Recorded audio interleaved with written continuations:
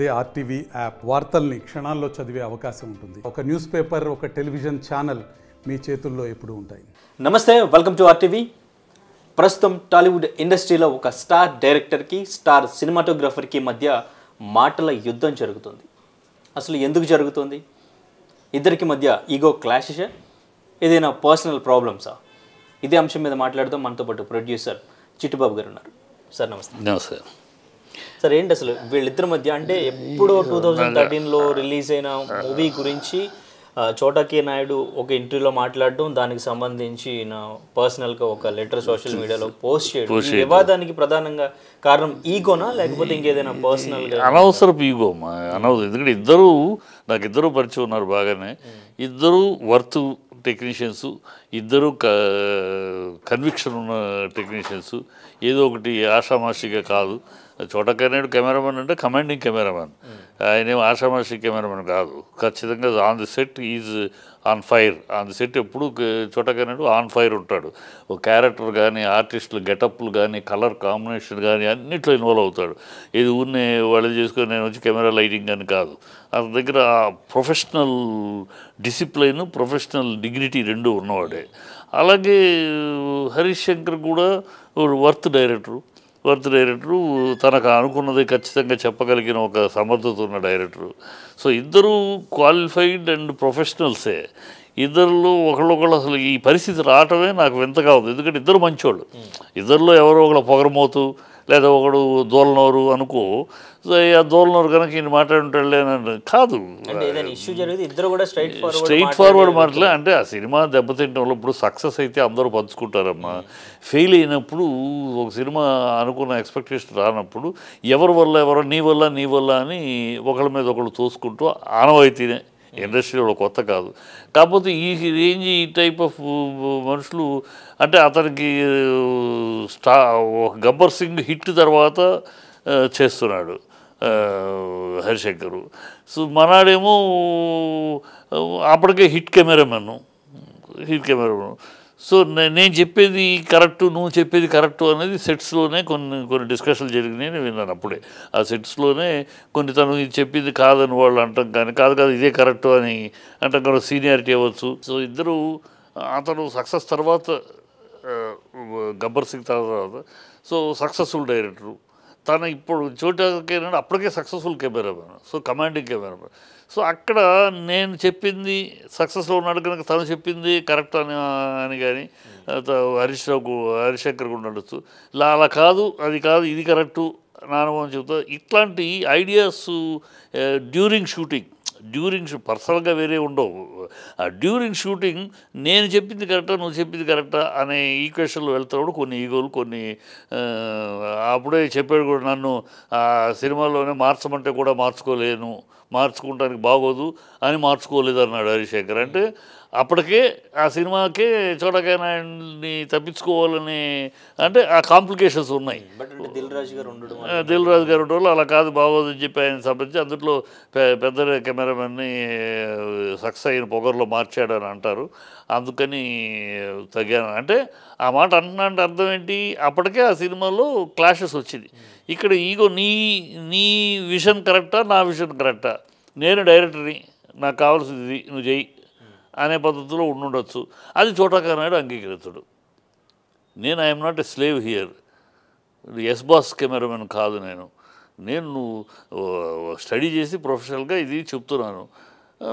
Final డైరెక్టరే, కానీ చెప్పేది అర్థం చేసుకుని ఇది ఏది కరెక్ట్గా ఉంటుందని అతని యాంగిల్ అలా ఉంటుంది. నేను పనిచేసాను కనుక అతనితో కూడా ఆ పిల్లాడు కరెక్ట్గా చెప్తాడు, గట్టిగా చెప్తాడు, కమాండ్ చేసి చెప్తాడు, ఇదే కరెక్ట్ అని కూడా చెప్తాడు. అది వినకపోతే ఫైనల్ డైరెక్టర్ ఏమి ఇష్టం అని అనేసిస్తాడు, తన పార్టీతో చేసేసి పోతాడు. సో అలాంటి ఈగో జరగటం మీద తను మొన్నప్పుడు ఇంటర్వ్యూలో అతను కొన్ని చెప్పేది వినడు, తనకు తోచి తను తప్పితే ఎదుటి కోటెక్నీషియన్స్ ఒక సజెషన్ కానీ ఐడియాలు కానీ యాక్సెప్ట్ చేసే మనస్తత్వం లేదు. ఇలాంటి కమెంట్లు ఏదో చేశాడు దాంట్లో. ఆ కమెంటు అది ఇవాళ బయటకు వచ్చింది. అనవసరం నా ఉద్దేశంలో. ఇద్దరు నాకు మిత్రులు, ఇద్దరు కూడా స్టాండర్డ్ టెక్నీషియన్స్, ఇద్దరు ప్రొఫెషనల్గా ఉన్నవాళ్ళు. దీన్ని ఇద్దరు కూడా దాన్ని పెంచుకోకుండా అనవసరం కూడా హరీష్ శంకర్ ఇప్పుడు ఈ లెటర్ ఈ టైంలో ఇన్నాళ్ళు అయిపోయినాక ఇవాళ ఆ లెటర్ వేయటం అనవసరం. అంటే ఇప్పుడు అంటే ఇంటర్వ్యూలో ఏదో చెప్పాడు, మొన్న ఇంటర్వ్యూలో కూడా కరెక్టే అంటారు. ఇప్పుడు ఇద్దరి మధ్య డిఫరెన్సెస్ వచ్చినప్పుడు అది అంటే అడగకపోయినా చెప్పడం అనేది ఆయన మెన్షన్ చేశాడు, అది కరెక్టే అంటారు. ఎవరు తప్పు అంటారు? తప్పు ఎవరిది అనే దాంట్లో మనం ఒకళ్ళ తప్పు అనలేమమ్మా. ఎందుకంటే ఇద్దరు ఆ టైంలో successful director, successful cameraman. So ఇద్దరు captain of the ship director అంటారు కాబట్టి డైరెక్టర్ ఏం చెప్పినా అనేది ఫైనల్ డైరెక్టరే. కానీ కెమెరామెన్ హ్యాస్ గాట్ సే. కెమెరామెన్కి సే లేదంటే ఎట్లా? Cameraman has got say. తన ప్రొఫెషన్లో తనకు ఒక సే ఉంటుంది. పెద్ద పెద్ద సినిమాలు చేసినోడు సక్సెస్ఫుల్గా తనకు ఒక సే ఉంటుంది, తనకు ఒక విషన్ ఉంటుంది. ఆ సేని గౌరవించడం అనేది ఒక విధి. డైరెక్టర్లు ఎవరైనా సరే డైరెక్ట్గా మంచి సీనియర్ కెమెరామెన్ పెట్టుకున్నాము, టెక్నీషియన్ సక్సెస్ఫుల్ కెమెరామెన్ పెట్టుకున్నామంటే అతని విజన్ కూడా తీసుకుంటాం. ఓకే మనం ఇలా అనుకున్నాం, ఆయన ఇలా అంటున్నాడు, దీన్ని ఇలా చేస్తే ఎలా ఉంటుంది అని తీసుకుంటాం. నువ్వేం చెప్పక్కర్లేదు, నాకు తెలుసు అనే పద్ధతిలో ఉండరు నార్మల్గా. మామూలు ఉల్ఫా డైరెక్టర్లు ఎవరైనా చెప్తే హరీష్ శంకర్ లాంటి డైరెక్టర్ అలాంటి కాదు. ఈ రిసీవింగ్ ఎండ్ ఉన్నవాడే. బట్ అక్కడ ఏం జరిగిందో, ఎందుకు రిసీవ్ చేసుకోలేదు, ఎందుకు ఇద్దరి మధ్య క్లాష్లు వచ్చినాయో, అది ఏ పాయింట్ల మీద వచ్చినాయో. ఇంకోటి ఏంటంటే డ్రెస్సులు కూడా ఇంటర్ఫియర్ అవుతాడు చోటకే నాయుడు. డ్రెస్ కూడా ఇష్టం వచ్చినట్టు హీరోలు సెలక్షను, డైరెక్టర్ గారి సెలక్షను, డైరెక్టర్ గారు ఓకే చెప్పారు ఈ కలర్ అని, ఈ కాంబినేషన్ ఒప్పుకోడు. సెట్ ఏంటి, సెట్లో కలర్ ఏంటి, సెట్లో బ్యాక్గ్రౌండ్ ఏంటి, హీరోయిన్ ఏం డ్రెస్ వేస్తుంది, హీరో ఏం డ్రెస్సు, పక్కన వాళ్ళు ఏ కాంబినేషన్ ఉండాలి, ఎలాంటి కాంబినేషన్ ఉండాలి, గ్రూప్ ఉంటే గ్రూప్కి ఎలాంటి అన్నిట్లో ఏముంటుంది అతను మొత్తం కలర్ కాంబినేషన్ చూసుకుంటాడు.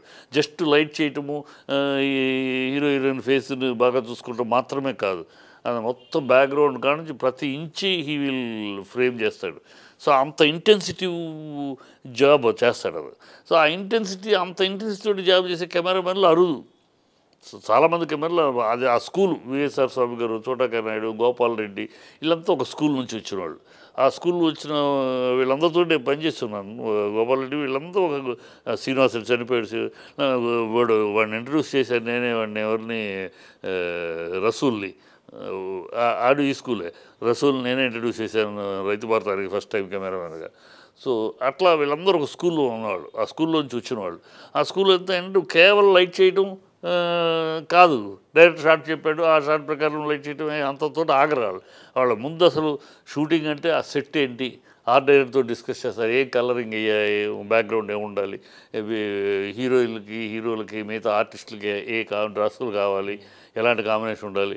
అందరూ ఒక్కోసారి తెలియకపోతే ఏమవుతుందంటే ఒక్కోసారి అందరూ 4 ఆరెంజ్, ఇద్దరు ఆరెంజ్ కలరు, ఇద్దరు గ్రీన్ కలర్ ఇలా ఉంటుంది. సో అది మామూలుగా చేసేస్తాం జనరల్ డైరెక్టర్లు అయితే. ఈ కెమెరామెన్ అంగీకరిస్తారు. వీళ్ళ స్కూలు అలా కాదు, ఆడుగా ఉంటుంది, ముద్ద పూసినట్టు ఉంటుంది.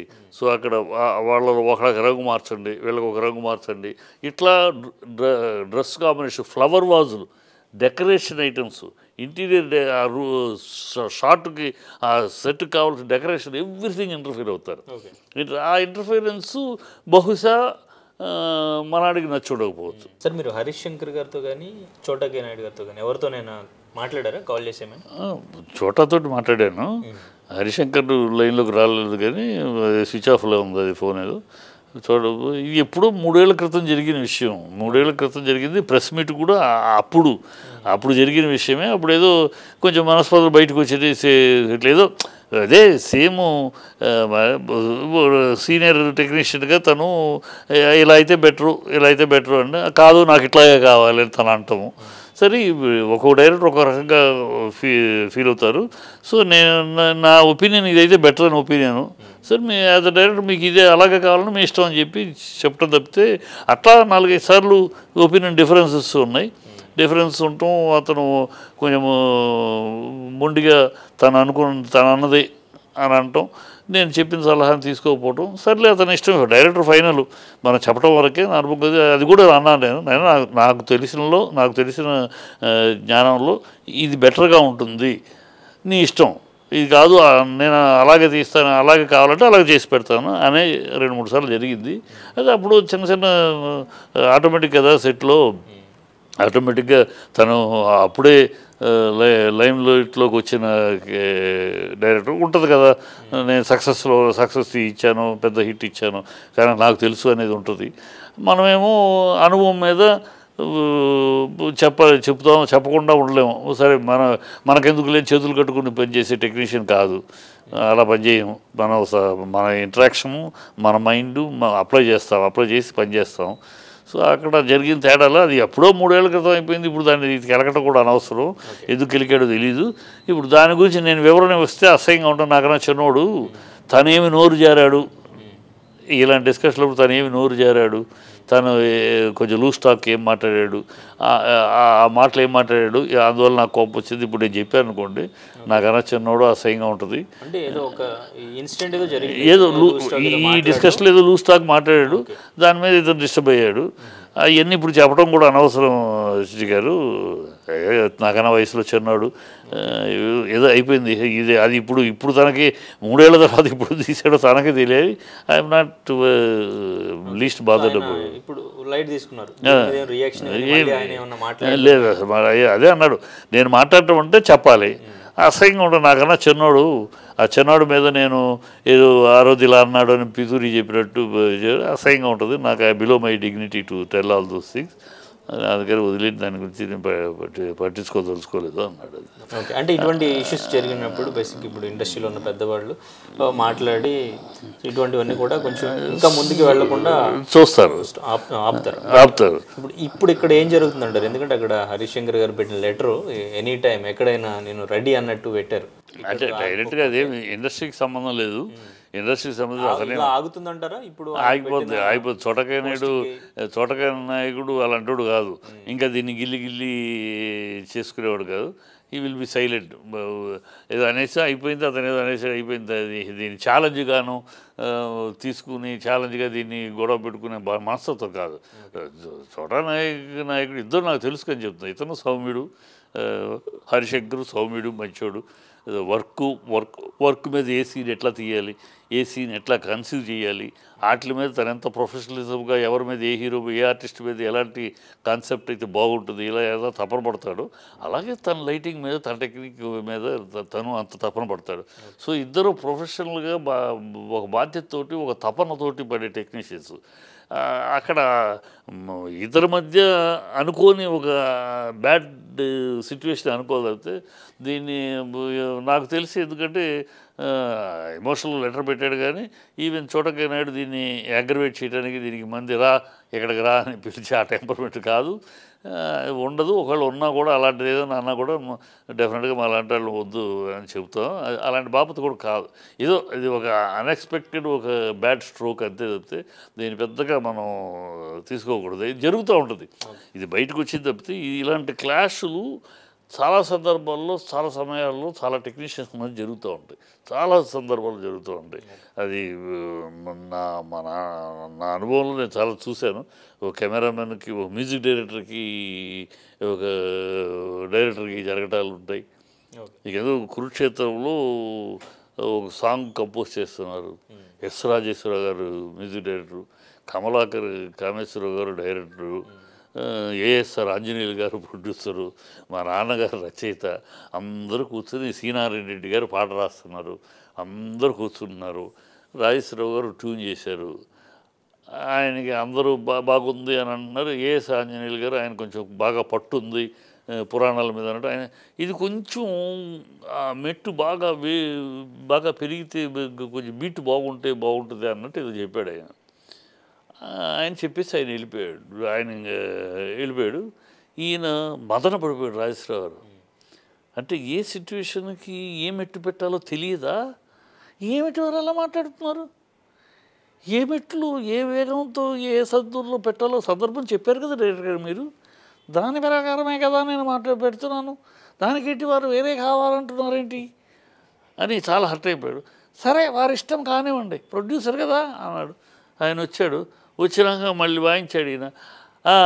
ఇది బాగుంది అన్నాడు ఆయన అని అలా వెళ్తున్నాడు. ఏమన్నాడు, చూసారండి అదేమిటి కొంచెం గట్టిగా వాయించామంతే. ఇట్లా ఉంటుంది. అంటే ఆయనకేదో తెలుసు అని చెప్పుకోవాలని ఆయన తాపత్రయపడ్డాడు, ఈయన హర్ట్ అయ్యాడు. కానీ పెద్ద ఆయన కనుక సౌమ్యంగా అందరి ముందు ఆయన వీపింగ్ చేశాడు. అందరూ ఆయన కుట్టి ఇంకా తలుపు కూడా తీసి వెళ్ళా బయటికి వెళ్తున్నా ఆయన గిరపడంటే చూసారని ఇలా ఉంటుందండి. కొంచెం గట్టిగా వాయించానంటే దాన్ని ఇంత ఆయన బాగుందని ఇస్తున్నారు, ఏం చేస్తాము అలా ఉంటుంది. అలాగూ కొన్ని ఈ ఇండస్ట్రీలో ఈ టెక్నీషియన్స్ కదా మాస్టర్ టెక్నీషియన్స్ కలిసి పనిచేస్తున్నప్పుడు ప్రోడక్ట్ ఎంత గొప్పగా వస్తుందో ఇలాంటి ఈగోలు ఉంటాయి. ప్రోడక్ట్ అక్కడ దెబ్బతిన బట్టి వీళ్ళిద్దరి మధ్య ఇద్దరు మంచి టెక్నీషియన్స్ ఇద్దరు కలిసి ఒక గొప్ప ప్రోడక్ట్ వస్తుంది అనుకుంటే అది దెబ్బతింది. అక్కడ ఏర్పడే మనస్తాపంలో ఏర్పడే అయ్యో దెబ్బకు మన చేతుల్లోంచి ఒక బ్యాడ్ ఫీలింగ్ వెళ్ళింది అనే బాధ, ఆ బాధలో నుంచి వచ్చే మాటలు ఇవి. ఆ మాటల్లో జరిగేది గొడవ నాకు అర్థమై అంతే. నాకు తెలిసి అంతే. ఎందుకంటే ఆ సినిమా చాలా కష్టపడి తీశాడు, తనేదో చాలా అవుద్దని. అలాగే గబ్బర్ సింగ్ తర్వాత పెద్ద హిట్ అవుద్దని ఇద్దరు ఎక్స్పెక్టేషన్, ఇద్దరు కష్టపడ్డారు, ఇద్దరు తపన పడ్డారు, పట్టన్నది. దాంతో కొంచెం నీ వల్ల పోయింది, నా వల్ల పోయింది. నీ సలహాలు వినటం వల్ల నేను దెబ్బతిన్నాను, లేదు నేను చెప్పింది వినకపోవడం వల్ల ఇట్లా ఇలా ఉంటాయి. అలాంటి నేపథ్యంలో ఏర్పడిన చిన్న మిస్అండర్స్టాండింగే కానీ దీన్ని ఇక్కడతో పులి స్టాప్ పెడితే బెటర్. నేను అందుకని ట్రై చేస్తున్నాను ఫోను. తనదేమో హరిశంకర్ లైన్లోకి రావట్లేదు, స్విచ్ ఆఫ్ అయిపోయింది. బహుశా అందరూ ఫోన్ చేస్తూ ఉంటారు, నేను అలాగే పెట్టేసాడు. ఈ మనాడిది రింగ్ అవుతుంది కానీ తీలా. అదే ఎందుకు ఇది మీద అందరూ ఫోన్ చేస్తూ ఉంటారని తీసుకుండబోదు. బట్ తీస్తే చూడక చెప్దామని అనుకుంది. ఎందుకు నాన్న వదిలేసి దీని గురించి హరీష్ కూడా ఫోన్ చేసి ఎందుకు ఇప్పుడు అయిపోయింది. హీరోస్ ఇటువంటి వాటిలో ఇన్వాల్వ్ అవ్వరంటారా? జూనియర్ ఎన్టీఆర్ చెప్పడం ఎందుకు వాళ్ళకి సంబంధించి వీళ్ళిద్దరి మధ్య క్లాష్ ఆ హీరోల వల్ల వచ్చింది అనుకోమ్మా, అప్పుడు ఇన్వాల్వ్ అవుతారు. హీరోల వల్ల క్లాష్ వచ్చింది. హీరో ఈ డ్రెస్ వేసుకుంటా అన్నాడు, ఈ కలర్ డ్రెస్సు. డైరెక్టర్ ఈ డ్రెస్ బాగుంది అన్నారు, కానీ కెమెరామెన్ లేదండి ఈ కలర్ కాంబినేషన్లో ఈ డ్రెస్ బాగాలేదు మార్చుకురండి అన్నాడు. లేదు హీరో ఈ డ్రెస్ వేసుకుంటానని అంటే డైరెక్టరు దాని సపోజ్ అది ఓకే పర్వాలేదు అలాగే ఉన్నాయి అన్నాడు అనుకోండి. అప్పుడు హీరో ఇన్వాల్వ్ వల్ల హీరో కెమెరామెన్ చెప్పిన కలర్ మార్చుకోకుండా అదే కలర్లో ఉంటానంటం వల్ల క్లాషు అప్పుడు వస్తుంది. అది కదా అలాగే ఇదేదో కంపోజిషన్సు, సీన్సు, కలర్ కాంబినేషన్ వీటిలో ఏదో వచ్చిన తేడాలే, చిన్న తేడాలైనా ఏంటంటే సక్సెస్లో ఉన్నాడు తను సక్సెస్లో. నువ్వు సక్సెస్తే నీకన్నా ముందు సక్సెస్ చూశాను నేనని ఉంటుంది కదా. నీకన్నా పెద్ద సక్సెస్ చూశాను, గబ్బర్ సింగ్ నువ్వు ఎగిరి పడితే ఎట్లా అని మనసులో బయటకు వెళ్ళకపోయినా మనసులో ఉంటుంది. నేను సక్సెస్లో తీశాను, మీరు ఏమైనా చేస్తూ నా విజన్ అంటూ నాకు ఉంటుంది, నా ఐడియా నాకు ఉంటుంది, ఆ ఐడియాతో సక్సెస్ ఇచ్చాను, నా ఐడియా నేను తీస్తాను, నేను చెప్పింది మీరు చేయండి అనే యాటిట్యూడ్లో మనాడు ఉండొచ్చు. ఇట్లా అకారణమైన అల్లరి తప్పితే జరగకూడదు, రాకూడదు అసలు బయటికి. నా ఉద్దేశం లేదు. సినిమా వాడిగా సినిమాకు మంచి టెక్నీషియన్స్ ఇద్దరి మధ్య ఇలాంటి గొడవ రావటం, అది బయటికి రావటం కరెక్ట్ కాదు. Right sir, thank you sir. ఏమ్మా నిద్రపోయా? అచ్చా ఏం లేదు, ఏంటి గొడవ ఏంటి ఇద్దరి మధ్య? అదే ఫస్ట్ వాళ్ళు అడుగుతుంటే ఏం చెప్పాలి, అది రాకూడదు వచ్చింది ఎందుకు ఏదో చిన్న విషయాలు పెద్దగా పట్టుకోవాల్సిన అవసరం లేదని చెప్తున్నా. అసలు ఏం జరిగిందో నా పర్సనల్గా తెలుసుకుందాం అని.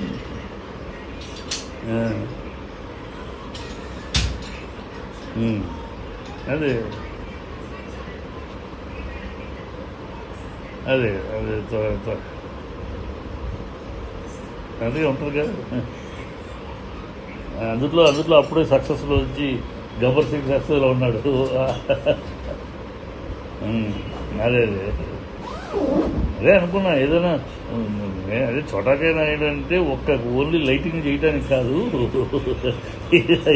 మొత్తం టోటల్ డ్రెస్సులు కాంబినేషన్ కానీ బ్యాక్గ్రౌండ్ మొత్తం సెట్ కలరింగ్ కానీ ఏ కలర్ అన్నీ పరిపూర్ణమైన కెమెరాను. సో అక్కడ ఏమన్నా మనాడికి తేడాలు చూడాలి. మరిన్ని వీడియోస్ కోసం ఛానల్ ని సబ్స్క్రైబ్ చేయండి, లేటెస్ట్ అప్డేట్స్ కోసం వాట్సాప్ ఛానల్ ని ఫాలో చేయండి అండ్ లింక్ డిస్క్రిప్షన్ లో ఉంది.